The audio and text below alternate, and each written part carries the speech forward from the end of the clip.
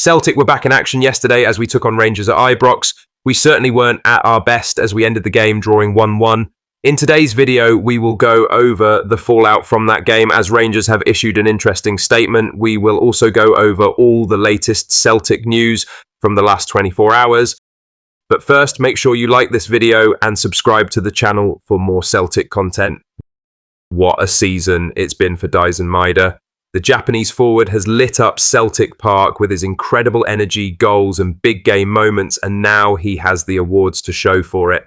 At the club's Player of the Year awards, Maeda claimed a clean sweep, taking home top goal scorer, Men's Player of the Year and Players Player of the Year. As if that wasn't enough, he was also crowned PFA Scotland Premiership Player of the Year at the National Awards ceremony last night. It's a well-earned hat-trick of honours for a player who's been at the heart of everything good about Celtic this season. Maeda has scored 33 goals in 48 games across all competitions so far, including 16 in the Scottish Premiership, where he leads the scoring charts. With 3 league games and the Scottish Cup final still to play, there's every chance he adds a few more to his tally before the curtain comes down. His goals have come in all types, near post finishes, breakaways, headers, and his contribution goes beyond scoring. His tireless pressing and pace have given Celtic a constant threat in attack, and he's been the first line of defence from the front. The respect he commands in the dressing room was made clear when his teammates voted him Players Player of the Year. Brendan Rodgers has repeatedly praised his work ethic and attitude, calling him a manager's dream. To top it off, being voted the best player in the Premiership by fellow Premiership stars is a massive nod of respect from across the league. Maeda hasn't just been Celtic's standout, he's been the standout in Scotland. With a potential treble still in reach, Maeda's season isn't finished yet, but no matter what happens in the final few games of the season May, his place in Celtic's recent history is already sealed. Daizen Maeda came to Glasgow to work. This season, he's conquered it. Now for the main story. It was a tense afternoon at Ibrox as Celtic made the short trip across the city to face Rangers, and while the match ended in a 1-1 draw, what happened off the pitch has taken up much of the attention. Before the match had even kicked off, a banner aimed at Celtic was displayed by Rangers fans in the stands. It was quickly picked up on social media and drew a lot of reaction. Now, Rangers have responded with a statement saying the banner crossed a line and was unacceptable. The club said it will look again at how supporter displays are handled, with more focus on oversight and responsibility.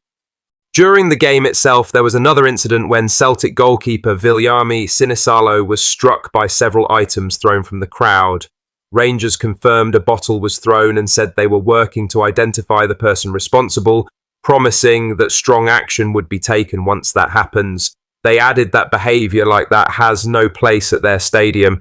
These sorts of incidents have become far too common around this fixture at Ibrox. While the rivalry between the clubs is part of what makes these games so important, there's always a line that shouldn't be crossed. And sadly, it was crossed again today. Celtic fans watching the game will have seen the objects coming from the stands and will rightly feel concerned about the safety of the players. No player should be put in that position, and it's now up to the authorities to take a serious look at how these situations are being managed. A Rangers spokesperson said, "Rangers Football Club condemns the actions of the individual who threw a bottle during today's match. This behaviour has no place at our stadium. Steps have already been taken to identify the person responsible, and the club will take the strongest possible action once their identity is confirmed. We also acknowledge that the tifo displayed prior to kick-off crossed a line and was unacceptable. Our approach to supporter displays has always been built on trust, with the responsibility placed on groups to exercise good judgment. We will reflect on how these displays are managed and engage with supporter groups to ensure the right balance of trust, responsibility and oversight is maintained moving forward.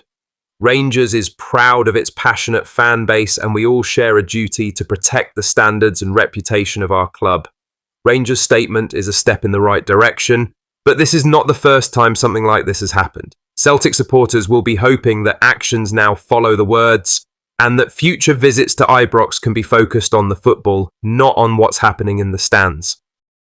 In other news, Brendan Rodgers praised Viljami Sinisalo's composure and presence after the young goalkeeper delivered a standout performance in his first Glasgow derby, helping Celtic to a 1-1 draw at Ibrox. With Kasper Schmeichel still sidelined due to a shoulder injury, the 23-year-old stepped into the spotlight and produced a mature display, earning plaudits for a series of crucial stops, including a late save to deny Nicholas Raskin from close range. Rodgers had this to say: "Vil was excellent. You're always looking for maybe keepers with temperament, especially a young keeper, and I thought his temperament was really good today. He didn't look nervous, dealt well with anything he had to, and yeah, I've been really pleased with Vil. We knew he was a really good young keeper. Indirectly, this has given him a chance to get some games and show that he has the authority to play for Celtic, and he's definitely done that," Rodgers concluded. Sinisalo's confidence was evident throughout. He demanded the ball from his defenders, wasn't afraid to bark instructions, and looked assured under pressure from Rangers' set pieces and long throws. His late save from Raskin capped a strong afternoon, with his command of the box showing real maturity.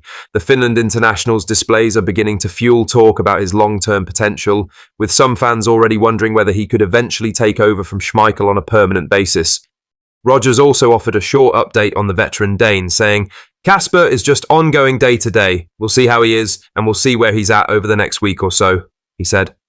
While Schmeichel's experience remains invaluable, Sinisalo is doing everything right in his absence, and if this derby display and recent performances are anything to go by, Celtic have another quality option between the sticks for years to come.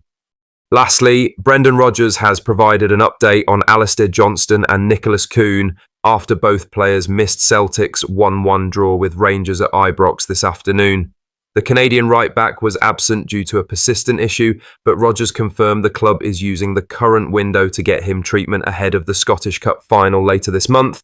Johnston has been a regular in Celtic's backline this season, and Rodgers is hopeful the treatment will have him ready for Hampden. He said, "Our priority, of course, is all the games, but we have a Scottish Cup final. So that is the big priority, to get the players ready for that. So there is a little window now in order for him to get some treatment on that. He gets an injection which clears up a little bit of the issue that he has," Rodgers concluded. As for Nicholas Kuhn, who missed today's game through a knee injury, Rodgers offered a more positive and optimistic update on the winger's condition. He said, "Hopefully next week he'll be okay. He had a bash on his knee when he went off at Dundee United. He has not trained so much all week. He was out with the medical team and the rehab team. We gave him a go yesterday, but he had a bruise on his knee, which the scan showed up. So we are hopeful that by next weekend he should be fine," Rodgers said. With just under 3 weeks to go before Celtic meet Aberdeen in the Scottish Cup final, the hope is that both players will return to full fitness in time for the Hampden showdown. Both were a huge miss against Rangers this afternoon. Despite Celtic earning a draw, their absence was felt, particularly on the right-hand side, where they could have made the attack even more dangerous and added another dimension to Celtic's attack. What are your thoughts on these? Let us know down in the comment section below. Make sure you've liked this video and subscribe to the channel for more Celtic content.